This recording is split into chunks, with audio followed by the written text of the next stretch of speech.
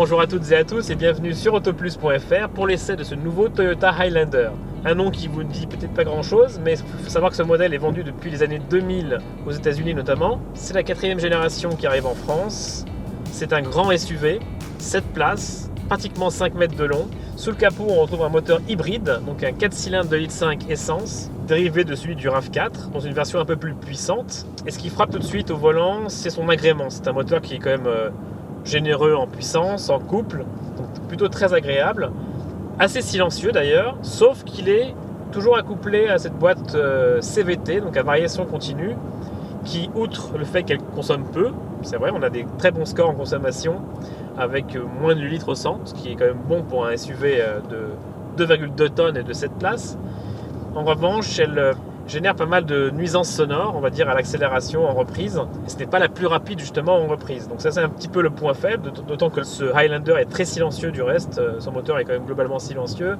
La sonorisation est bien aidée par le double vitrage. Donc on a vraiment un véhicule qui est fait pour tailler la route. Donc on espère un jour qu'il y aura une boîte auto, une vraie boîte auto. Donc on l'a vu, les consommations qui sont quand même très raisonnables, des bonnes performances et un confort assez royal, je dois dire, malgré son gabarit, son poids et ses grandes roues. On n'a pas d'amortissement piloté et pourtant on a un véhicule qui absorbe vraiment très bien les ornières, les irrégularités de la chaussée. Donc c'est vraiment très agréable pour les longs trajets notamment. C'est vraiment fait pour rouler loin et longtemps. Une seule version vendue en France, cette version Lounge, vendue 62 500 €, avec un équipement pléthorique. Il y a toutes les options, à l'exception du toit ouvrant. Ça c'est vraiment une seule version, tout équipé, 7 places, avec une habitabilité qui est royale, notamment sur la première et la deuxième rangée.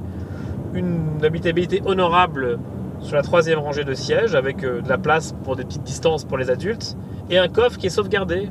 Même en version 7 places, on a quand même un volume de coffre qui est quand même très correct. Donc ça, c'est plutôt pas mal.